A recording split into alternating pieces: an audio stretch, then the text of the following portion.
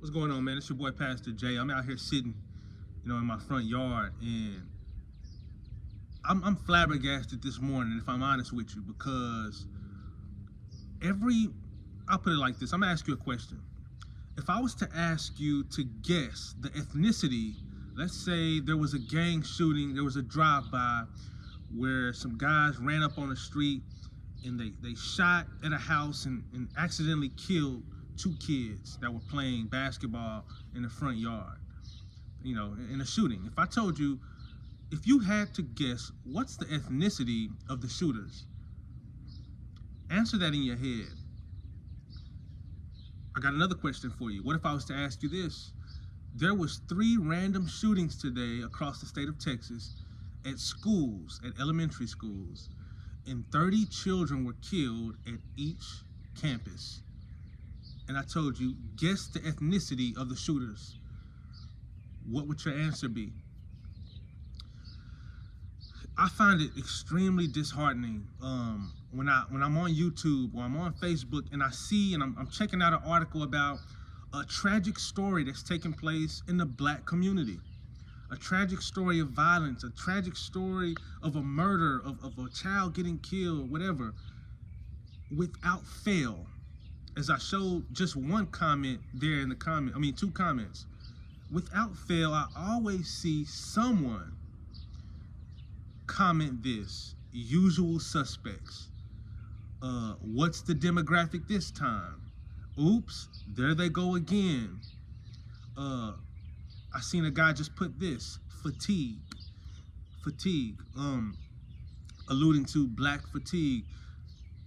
Why is it that when violence happens in the Black community, it's usual suspects, there they go again? But if you go look at, for example, there's a transgender white kid who just went and killed 8 children, I believe, and he injured more.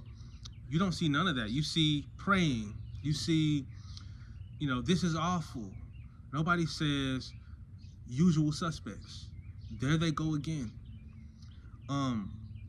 What's my point? Is my point to say that Black people don't commit violence? No, that would be crazy. That would be ludicrous to even allude that. There is a problem of violence. There's a problem of Black people exhibiting deep hatred for themselves and a lack of respect for authority. It's a bunch of problems that are shown and are being seen in the Black community. But why do we act like Black people are the only ones who exhibit signs of sin? Why is it that we treat Black people as if they're the only ones who are sick with the sin disease? Like, I'll be totally honest with you. Let's say, I heard somebody put it like this: it's at nighttime, you're walking in a dark street, you got 10 Black guys on this side of the street with hoodies on, and over here you have 10 Asian guys, no hoodies, they got business suits on. Which side seems safer at midnight? I'll be honest, as a Black person, and say the side with the Asians seems like it would be safer. And for me, it's for a multitude of reasons. It's because of the images I've seen. It's because of some experiences that I've even had of close calls. Ironically, though, I've been a part of a robbery that took place at a convenience store where the gunman was a white man. But having said that, because of certain experiences I've had with Black people, because of the culture that we propagate in Black culture at the moment, which is largely like gangster culture, hip hop culture, in the back of my mind, in my subconscious, I view us, particularly our young people, and today we even call them YNs, which stands for young N-words. They're known for being brash. They're known for being crash outs, which means they'll do anything. They don't have anything to lose. That's their MO. That's what they're known for. So of course, the Asian is in our country is not known for being violent. It's not known for being a gangster or anything. So it's more safe in my subconscious. But as life would have it, they could kill me, the Asians, and the black people can leave me alone. You just never know. Having said that, one time I was in a library. And it was mostly white people in this library. I was one of the only black people in the library. I have my laptop, I have my Bible, just doing some studying. And a white guy comes in, bald head, shades on. He has a bunch of gear on, a backpack, a big jacket, and he's walking fast inside of the library. He immediately garnered my attention. I look at him, I'm like, okay, what is this guy doing? What is this guy doing? He sits down and he's moving like fast, and he's moving, all of his movements are hard. I'm looking at this guy. He does nothing for about 15 minutes. And out of nowhere, he goes, at the top of his voice, "You're all dead." I immediately look over and begin packing my things up. Mind you, nobody else gets up. They did take notice of him, and the library staff comes over because he began yelling other things that didn't make sense. But the first thing he said was, "You're all dead." And then he just starts rambling and yelling incoherently. I get up, I go, because my red flags are up. I'm like, you know what? Why?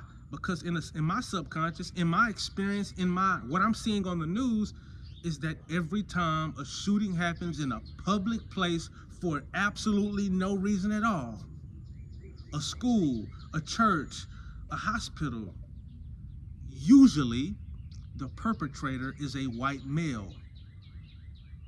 And so because of those experiences, because of that imagery, I was on high alert and I got out of there. What's my point? What's my point? What's my point in telling you that I've had experiences and the world has had experiences where white people commit certain crimes, and the world has had experiences where black people are involved in certain crimes? Here it is. I want you to picture sin as a disease, because that's what it is. Every single human being is infected with this disease.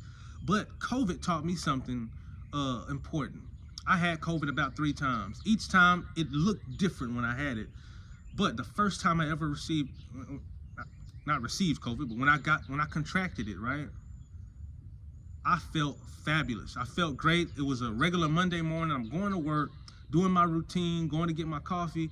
And this day I went to QT and got one of those little sandwich things, and I'm eating, I take a bite of the sandwich. Tasted absolutely nothing. I feel absolutely great. I felt fine. I end up, right then and there, I got COVID. I put some hand sanitizer, a lot of it in my hand, sniffed it. I don't know why I did that, but I was like, this can't be happening. I smelled absolutely nothing. I said, I have COVID, and I feel great. Over the next week or two, no other symptoms. My nose didn't run. I didn't cough. My head didn't hurt. Nothing. I just couldn't taste anything, and I couldn't smell. But I had the disease, or I had this infection. People died from COVID-19. People couldn't breathe from COVID-19. People struggled in their GI tract. At least now I know that's one of the symptoms of some new strand. But what's my point? Sometimes it's possible to have the same sickness as somebody else, but show a different symptom. But have different symptoms, even though y'all have the same disease. Y'all have the same sickness, but it looks different on you than it does on me. You might struggle with lust. You might struggle with going to the strip club and spending money on pleasure. I might be good in that area. But guess what? I might struggle with taking stuff from Walmart every time I go self-checkout and I'm stealing hundreds of dollars. You might struggle with bitterness and unforgiveness. If somebody crosses you, you don't forget it, you don't forgive them, and you hold that grudge in your heart.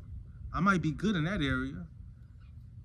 I just cheat on my wife every now and then with my ex-wife. You might struggle with homosexuality when it comes to the urges and just being tempted for the same sex. I might be good in that area. but I might struggle in some other area. What's the difference? Here's what I'm saying. We're both infected, but the symptoms are being played out differently. Black people have a problem. We have a problem, my people. And we're working hard to change what's wrong in our community.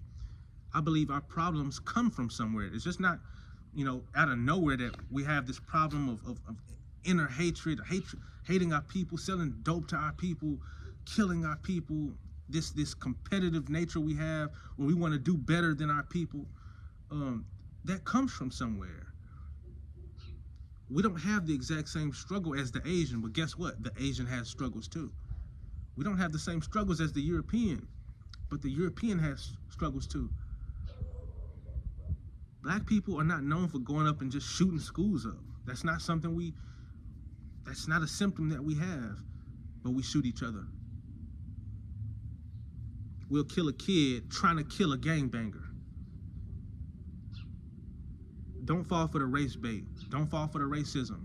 Don't fall for the prejudiced spirit that's in this country and in the world.